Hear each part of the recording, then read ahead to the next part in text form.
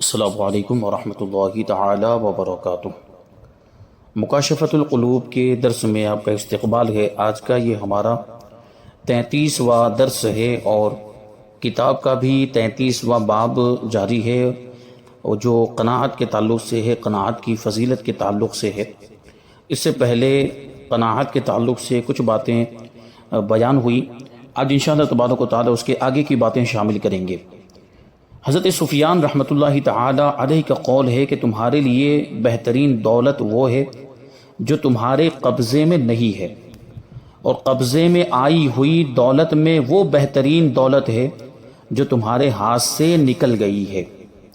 حضرت عبداللہ ابن مسعود رضی اللہ تعالی عنہ کا قول ہے، ہر دن ایک فرشتہ پکار کر کہتا ہے کہ اے انسان، گمراہ کرنے والے بہت سے مال سے وہ معمولی یعنی تھوڑا سا مال بہتر ہے جو تجھے زندہ رہنے میں مدد دے۔ حضرت سمیت بن عجلان رحمۃ اللہ تعالی علیہ کا قول ہے کہ اے انسان، تیرا بالشت بھر پیٹ تجھے جہنم میں نہ لے جائے۔ کسی دانا سے پوچھا گیا تیرا مال کیا ہے؟ اس نے کہا ظاہر میں پاکیزگی، باطن میں نیکی اور لوگوں سے نا امیدی۔ مروی ہے کہ رب ذوالجلال نے انسان سے فرمایا اگر تجھے ساری دنیا مل جاتی تب بھی تجھے اس دنیا سے 2 وقت کی خوراک ملتی، اب جب کہ میں نے دنیا سے تجھے صرف خوراک دی ہے اور اس کا حساب دوسروں پر رکھ دیا ہے تو میں نے تجھ پر یہ احسان کیا ہے۔ حضرت عبداللہ ابن مسعود رضی اللہ تعالی عنہ کا قول ہے کہ جب تم کوئی حاجت طلب کرو تو تھوڑی مانگو، اتنا نہ مانگو کہ دوسرے پر وبال بن جاؤ، کیونکہ جو کچھ تمہارے نصیب میں ہے وہ تمہیں ضرور ملے گا۔ بنو امیہ کے ایک حاکم نے حضرت ابو حازم رحمۃ اللہ تعالی علیہ کی طرف خط لکھا جس میں ان سے کسی ضرورت کے بارے میں پوچھا گیا تاکہ وہ اسے پوری کر دیں۔ ابو حازم رحمۃ اللہ تعالی علیہ نے جواب میں لکھا، میں نے اپنی ضرورتیں اپنے مالک کی بارگاہ میں پیش کی ہوئی ہیں، جن کو وہ پورا کر دیتا ہے خوش ہو جاتا ہوں، اور جن کو وہ روک دیتا ہے اس سے قناعت کر لیتا ہوں۔ کسی دانا سے پوچھا گیا کہ کون سی چیز دانا کے لیے باعث خوشی اور دکھ دور کرنے کا سامان ہے؟ دانا نے جواب دیا کہ دانا کے لیے، عقل مند کے لیے سب سے بڑی خوشی نیک عمل اور غم دور کرنے میں اس کا مددگار اللہ کی رضا پر راضی رہنا ہے۔ ایک دانا کا قول ہے کہ میں نے لوگوں میں سب سے غم زدہ حاسد کو، سب سے بہترین زندگی والا قناعت پسند کو، سب سے زیادہ مصیبتوں پر صبر کرنے والا لالچی کو، سب سے زیادہ خوش تاریک دنیا کو، اور سب سے زیادہ پشیمان اور شرمندہ حد سے تجاوز کرنے والے عالم کو پایا ہے۔ اسی موضوع پر کہا گیا ہے کہ جب جوان اس بات پر مکمل اعتماد کرتا ہے کہ رازق مطلق اسے ضرور رزق دے گا تو اس کی عزت میلی نہیں ہوتی اور نہ ہی اس کا چہرہ کبھی پرانا ہوتا ہے۔ جو شخص قناعت اختیار کر لیتا ہے اسے کبھی کسی چیز کی پرواہ نہیں ہوتی اور اس پر کبھی دکھ کا سایہ نہیں پڑتا۔ ایک اور شاعر نے کہا ہے کہ کب تک میں اس طرح سفر کرتا رہوں گا اور زبردست جد و جہد یعنی محنت و مشقت اور کوشش اور یہ آمد و رفت جاری رکھوں گا۔ میں گھر سے دور ہمیشہ دوستوں سے پوشیدہ رہتا ہوں، انہیں میرے حالات کا علم نہیں ہوتا۔ میں کبھی مشرق میں ہوتا ہوں اور کبھی مغرب میں۔ حرص و لالچ کا غلبہ یوں ہے کہ میرے دل میں کبھی موت کا خیال ہی نہیں آتا۔ اگر میں قناعت کرتا تو خوشحالی کی زندگی بسر کرتا، کیونکہ حقیقی مالداری قناعت میں ہے۔ کثرت مال اور دولت کی زیادتی یہ تونگری نہیں ہے، یہ مالداری نہیں ہے۔ حضرت عمر رضی اللہ تعالی عنہ کا ارشاد ہے کہ کیا میں تمہیں نہ بتاؤں کہ میں اللہ تبارک و تعالی کے مال سے کیا کچھ لینا حلال سمجھتا ہوں؟ سنو، سردی اور گرمی کے لیے 2 چادریں، اور اس کے علاوہ مجھے حج، عمرہ اور غذا کے لیے قریش کے معمولی جوان کی شکم سیری کے بقدر غذا کی فراہمی۔ یعنی قریش کا معمولی نوجوان جتنا پیٹ بھر کے کھاتا ہے بس اتنا مجھے بھی کافی ہے، لوگوں میں مسلمانوں سے اعلیٰ اور عرفہ نہیں ہوں، بخدا میں نہیں جانتا کہ اتنا لینا بھی جائز ہے یا نہیں۔ گویا آپ اتنی سی مقدار میں بھی شک فرما رہے تھے کہ کہیں یہ قناعت کے دائرے سے خارج تو نہیں ہے۔ ایک بدوی نے اپنے بھائی کو حرص سے روکتے ہوئے کہا، تم دنیا کے طالب ہو اور اس چیز کے مطلوب ہو جو کبھی ٹل نہیں سکتی، تم ایسی چیز کو تلاش کر رہے ہو جو پہلے ہی تمہاری ہو چکی ہے، گویا کہ غائب چیز تمہارے سامنے اور حاضر چیز تم سے منتقل ہونے والی ہے، شاید تم نے کسی حریص کو محروم اور کسی تارک دنیا کو رزق پاتے ہوئے نہیں دیکھا ہے۔ اسی موضوع پر کسی شاعر نے کہا ہے، میں دیکھ رہا ہوں کہ تیرا تمول، تیری مالداری تیرے حرص کو بڑھا رہی ہے، گویا کہ تو نہیں مرے گا، کبھی تو اپنی حرص سے رک کر یہ بھی کہے گا کہ مجھے یہ کافی ہے اور میں اس قدر پر راضی ہوں۔ حضرت شعبی رحمۃ اللہ تعالی علیہ کہتے ہیں کہ ایک آدمی نے چڑیا کو شکار کیا، چڑیا نے کہا تم میرا کیا کرو گے؟ اس آدمی نے کہا کہ ذبح کر کے کھاؤں گا۔ چڑیا نے کہا بخدا میرے کھانے سے تمہارا پیٹ نہیں بھرے گا، میں تمہیں 3 ایسی باتیں بتاؤں گی جو میرے کھانے سے کہیں بہتر ہے، ایک تو میں تم کو اس قید کی حالت میں ہی بتاؤں، اور دوسری درخت پر بیٹھ کر، اور تیسری پہاڑ پر بیٹھ کر بتاؤں گی۔ آدمی نے کہا چلو ٹھیک ہے، پہلی بات بتاؤ۔ چڑیا نے کہا یاد رکھو گزری بات پر افسوس نہ کرنا۔ آدمی نے اسے چھوڑ دیا۔ جب وہ درخت پر جا کر بیٹھ گئی تو آدمی نے کہا دوسری بات بتاؤ۔ چڑیا نے کہا ناممکن بات کو ممکن نہ سمجھنا۔ پھر وہ اڑ کر پہاڑ پر جا بیٹھی اور کہنے لگی اے بدنصیب، اگر تو مجھے ذبح کر دیتا تو میرے پوٹے سے 20 مسقال کے 2 موتی نکلتے۔ یہ سن کر وہ شخص افسوس سے اپنے ہونٹ کاٹتے ہوئے کہنے لگا کہ اب تیسری بات بتا دے۔ چڑیا بولی تم نے تو پہلی 2 کو بھلا دیا ہے، اب تیسری بات کس لیے پوچھتے ہو؟ میں نے تم سے کہا تھا کہ گزشتہ بات پر افسوس نہ کرنا اور ناممکن چیز کو ممکن نہ سمجھنا۔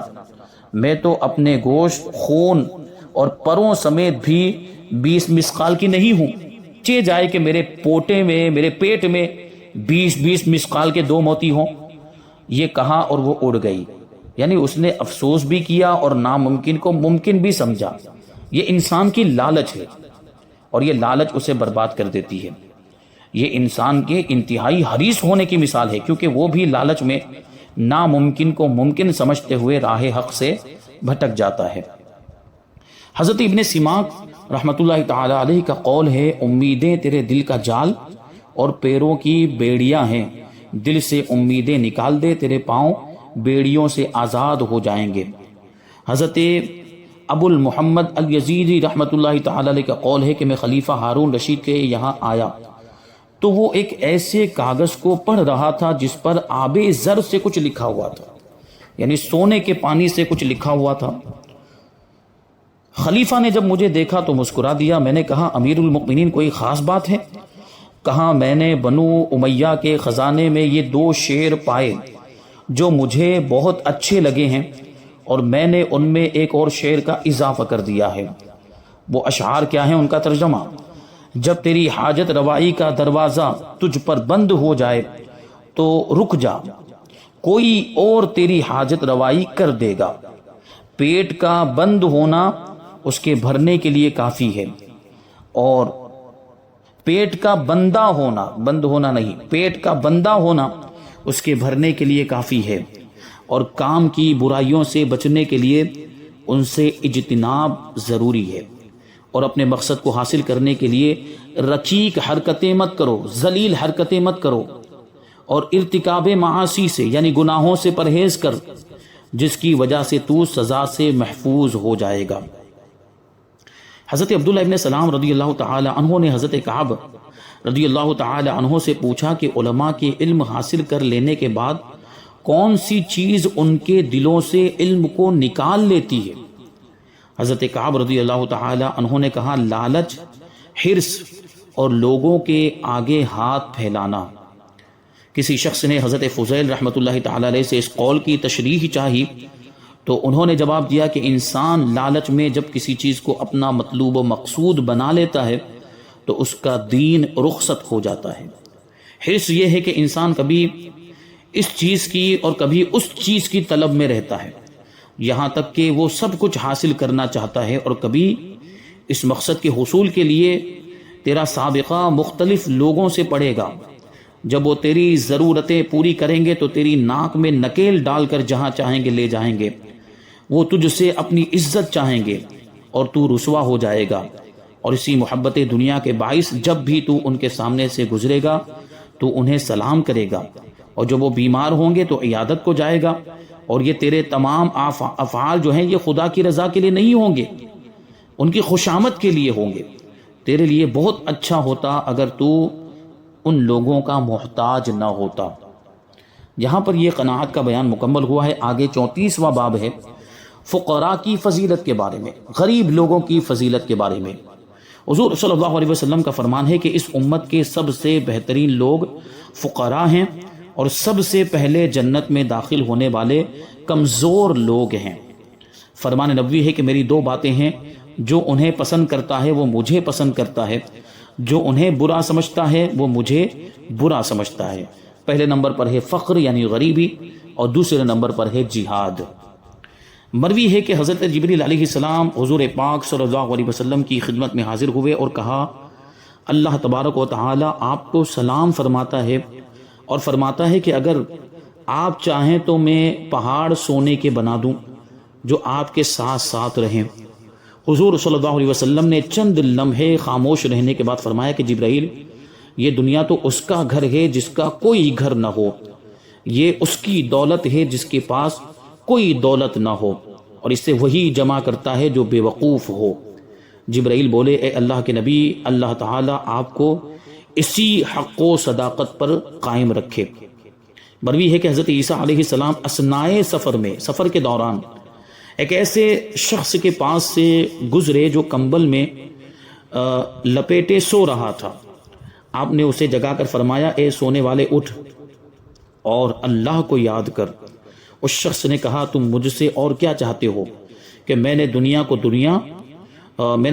دنیا داروں کے لیے چھوڑ دیا ہے۔ آپ نے فرمایا، تو پھر اے میرے دوست سو جا۔ حضرت موسیٰ علیہ السلام ایک ایسے شخص کے قریب سے گزرے جو اینٹ کا تکیہ بنائے کمبل میں لپٹا ہوا زمین پر سو رہا تھا، اور اس کی داڑھی اور تمام چہرہ غبار آلود ہو رہا تھا۔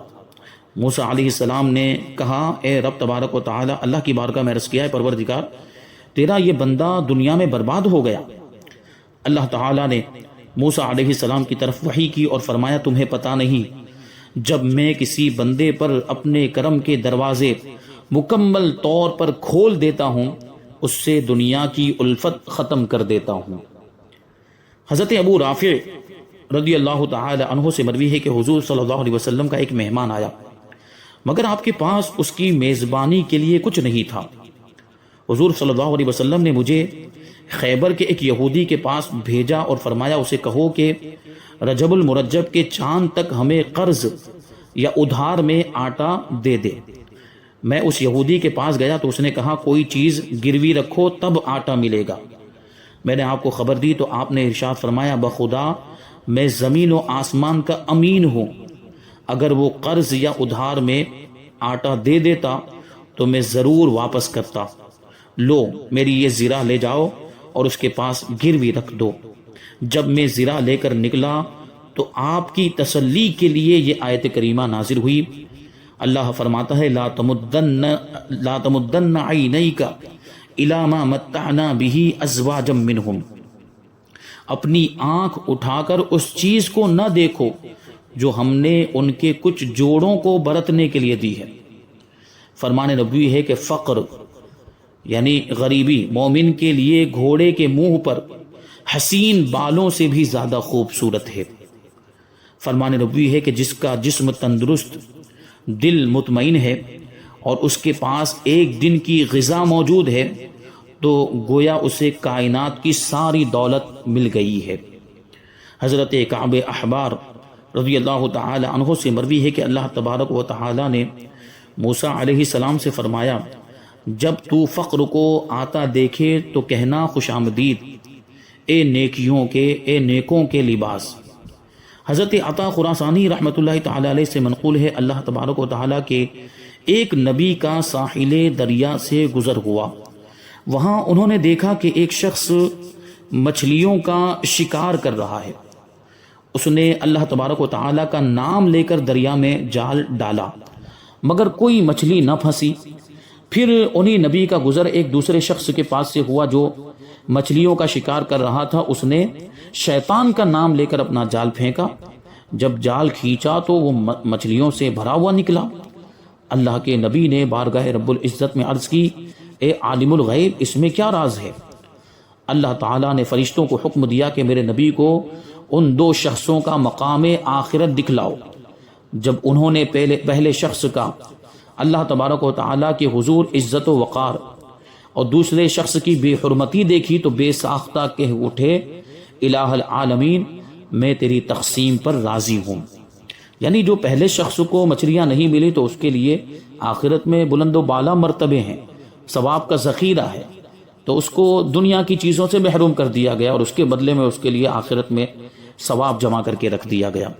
اور جو بدبخت ہے، جو شقی ہے اور جو اللہ تبارک و تعالیٰ کی بارگاہ میں بڑا مرتبہ نہیں رکھتا ہے، اس کو دنیا میں ہی سب مل جاتا ہے اور آخرت میں اس کے لیے کچھ نہیں ہوتا، یا ہوتا ہے تو بہت کم ہوتا ہے۔ فرمان نبوی ہے کہ میں نے جنت کو دیکھا، اس میں اکثر فقراء تھے، غریب لوگ تھے۔ میں نے جہنم کو دیکھا، اس میں اکثر مالدار اور عورتیں تھیں۔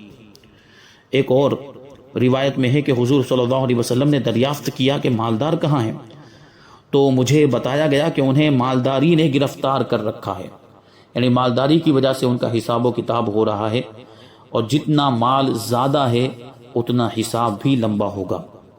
ایک دوسری حدیث میں ہے کہ میں نے جہنم میں اکثر عورتوں کو دیکھ کر کہا، ایسا کیوں ہے؟